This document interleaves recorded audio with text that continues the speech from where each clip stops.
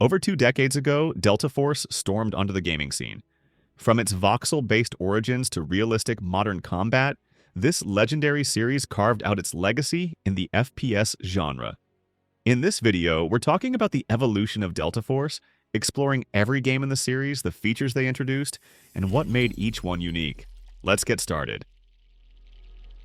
Back in 1998, deltaforce was unlike anything else. While most shooters focused on fast-paced close-quarters combat, Nova Logic dared to do something different. They introduced massive open maps powered by their voxel-based terrain engine, where players could engage enemies from extreme distances. This was one of the first games to use realistic bullet ballistics. You had to account for bullet drop and travel time when sniping, making long-range combat feel immersive and challenging. Missions were varied. 40 operations took players across diverse locations like Peru, Uzbekistan, and Indonesia. Players could also customize their loadouts with 3 slots: a primary weapon, a sidearm, and extra gear. Multiplayer was another standout feature, supporting 32 players online with co-op and team-based modes. In 1999, deltaforce 2 built on its predecessor with some impressive new features. The game retained its massive maps and realistic ballistics, but introduced dynamic weather effects. Rain, fog, and wind could drastically change how you approached a mission. For example, heavy fog made it hard to see distant enemies, forcing you to adapt your strategy. The AI also received a major upgrade. Enemies now worked in small squads, using cover and flanking tactics, making combat feel more realistic. Bullet ballistics were fine-tuned, adding more depth to sniping and long-range combat. Multiplayer expanded to support up to 50 players, a huge leap for the time. Large-scale team battles and open maps became the hallmark of the series. By 2000, deltaforce Land Warrior marked a turning point in the series with a major upgrade to visuals and gameplay. Nova Logic transitioned from voxels to polygon-based character model, greatly improving how the game looked and felt. The most exciting addition was the character selection system. Players could now choose between 5 unique operatives, each specializing in different weapons and roles. Missions now included bunker assaults, city raids, and close-quarters firefights, adding more variety and tactical options. The weapon arsenal was expanded significantly, offering futuristic guns, heavy machine guns, and more specialized tools. In 2002, Task Force Dagger pushed the series further with a focus on modern conflicts. Set during the war in Afghanistan, the game introduced 10 playable Special Forces units, including the Navy SEALs, Green Berets, and even CIA operatives. Each unit had its own loadout and specialization, giving players a variety of ways to approach missions. Another big addition was destructible environments. Walls, doors, and certain structures could now be destroyed, adding a new level of realism and tactical planning. The game's missions reflected real-world military operations, focusing on sabotage, target elimination, and infiltration across the Afghan desert. While it used the same engine as Land Warrior, Task Force Dagger brought fresh content and mechanics that made it feel like a more grounded, modern experience. Later in 2002, Nova Logic brought deltaforce to consoles with Urban Warfare for the PlayStation 1. Unlike the PC games, this version focused on close-quarters combat and featured a fully voiced, story-driven campaign. The missions took players into dense urban environments with tight corridors, emphasizing quick reflexes and strategic movement. I can listen to what they're up While to. the graphics were limited by the PS1's hardware, Urban Warfare succeeded in bringing the deltaforce experience to console players.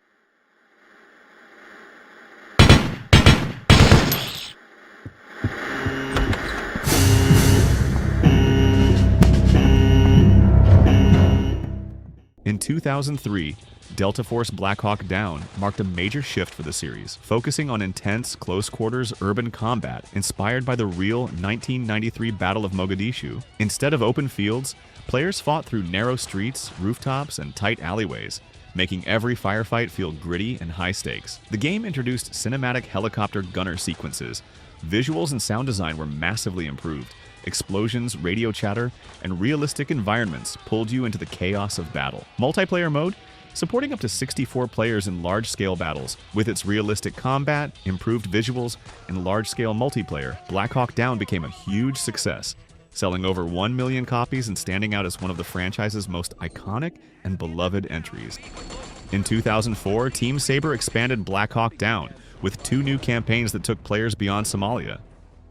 This time, missions were set in the dense jungles of Colombia and the Persian Gulf, offering fresh and challenging environments.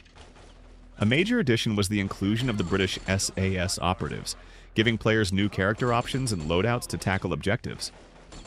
Missions ranged from drug cartel raids deep in the jungle to high-stakes oil refinery assaults in the desert, adding variety and new tactical elements to the gameplay.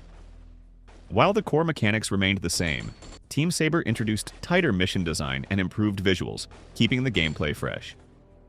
Multiplayer was also expanded, maintaining the chaotic, large-scale battles fans loved from blackhawkdown.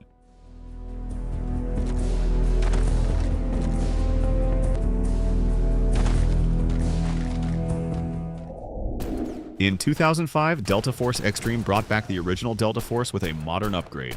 Designed as a remaster, it featured improved graphics, sharper terrain, and smoother controls, letting players experience the iconic gameplay on updated systems. The game added co-op missions, allowing friends to team up for the first time and tackle the classic campaigns together. Multiplayer returned in full force with updated servers and fan-favorite maps. Modes like Deathmatch, King of the Hill, and Capture the Flag made a comeback, supporting the large-scale tactical battles that defined the series. Xtreme was all about nostalgia, combining the best parts of the 1998 original with a polished, modern presentation. While it didn't break new ground, it gave fans exactly what they wanted. In 2009, deltaforce Xtreme 2 took the series further by expanding on everything its predecessor offered. The game introduced vehicles like ATVs, boats, and helicopters, allowing players to traverse massive maps and approach objectives in new ways. Multiplayer remained the focus, supporting up to 150 players on PC, a huge leap for tactical shooters at the time. Players also got access to a map editor, letting the community create and share their own missions, adding tons of replayability. While the visuals received a slight upgrade and gameplay felt familiar, Xtreme 2 emphasized large-scale battles and tactical teamwork. It delivered on variety, giving fans more maps, vehicles, and multiplayer modes to keep the action going. After more than a decade, the deltaforce franchise is officially back in 2024. Originally announced as a deltaforce Hawk Ops, the game's title was later simplified to just deltaforce, a nod to its legendary roots. Developed by Tencent's Teamy Studio Group, this modern reboot combines the tactical shooter elements fans love with stunning visuals and new gameplay modes. deltaforce features 3 modes: the Hazard Operations, a tense tactical extraction shooter where you and your squad must complete objectives. Every decision matters, and survival is never guaranteed. Then there's large-scale PvP warfare, bringing back classic deltaforce chaos, with players using vehicles like helicopters, ATVs, and tanks to dominate the battlefield. And finally, the campaign mode.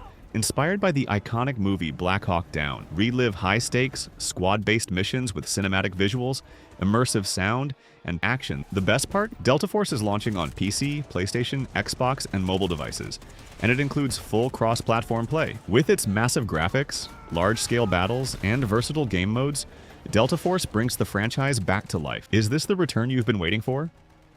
Let us know what you think of deltaforce in the comments. And if you enjoyed this look at the evolution of deltaforce, don't forget to like, subscribe, and hit the bell for more gaming content. Thanks for watching.